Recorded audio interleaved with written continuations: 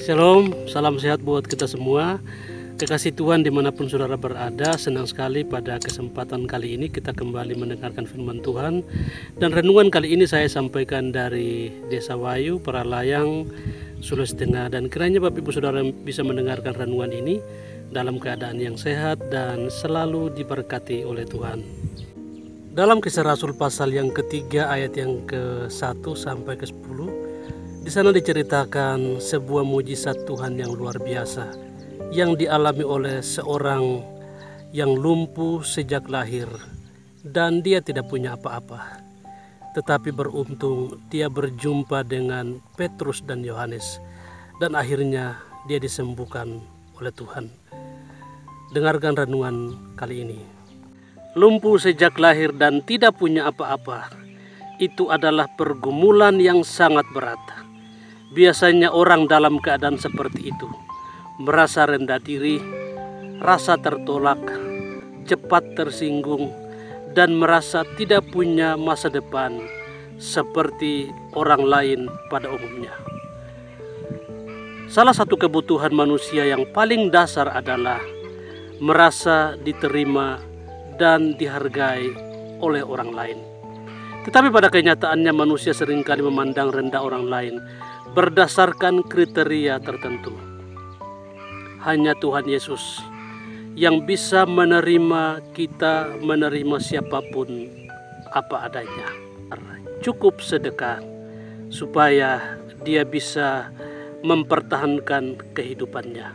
Dia bisa makan, dia juga bisa minum. Dan ketika Petrus dan Yohanes pada jam 3 petang pergi ke bait Allah, mereka berdua berjumpa dengan orang yang lumpuh ini. Ketika Petrus dan Yohanes berkata, "Lihatlah kepada kami." Orang itu menatap mereka dengan harapan akan memperoleh apa-apa. Tetapi Petrus dan Yohanes berkata, "Emas dan perak tidak ada pada kami.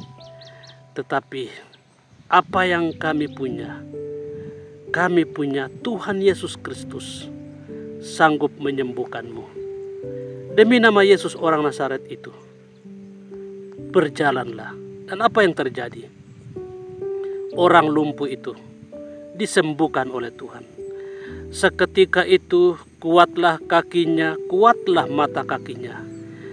Dia berjalan ke sana kemari, melompat-lompat, bersukacita, memuji Allah.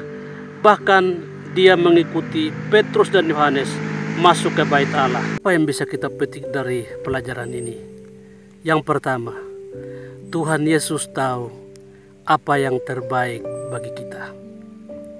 Bagi orang lumpuh, yang terbaik bagi dia adalah sedekah. Tetapi bagi Tuhan Yesus bukan sedekah, tapi kesembuhan dan mujizat yang diperlukan oleh si lumpuh ini.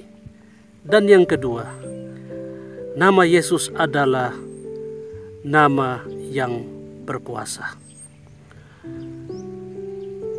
Si lumpuh ini setiap hari duduk di depan pintu gerbang bait Allah dan tidak ada yang bisa menyembuhkannya. Mungkin ada ratusan bahkan ribuan orang yang melihat si lumpuh ini, tetapi hanya bisa sekedar memberi sedekah, tapi tidak sanggup menyembuhkannya. Tetapi Tuhan Yesus melalui pelayanan Petrus dan Yohanes, Tuhan menyatakan kuasanya dan dia disembuhkan oleh Tuhan. Nama Yesus adalah nama yang berkuasa. Dan yang ketiga, mujizat Tuhan selalu sempurna. Secara fisik atau tubuh, jiwa dan roh disembuhkan oleh Tuhan. Tandanya orang lumpuh ini berjalan melompat, bersukacita dan memuji Allah, masuk ke dalam bait Allah. Tanda bahwa fisiknya sembuh, jiwanya sembuh, dan rohnya juga disembuhkan, dipulihkan oleh Tuhan. Kekasih Tuhan dimanapun saudara berada, ketika kita menghadapi pergumulan dalam hidup ini, yang harus kita lakukan adalah berdoa dan berserah kepada Tuhan. Biarkan Tuhan yang melakukan apa yang terbaik bagi kita menurut pandangannya. Kiranya renungan firman Tuhan hari ini menjadi berkat buat Bapak Ibu Saudara yang mendengarnya.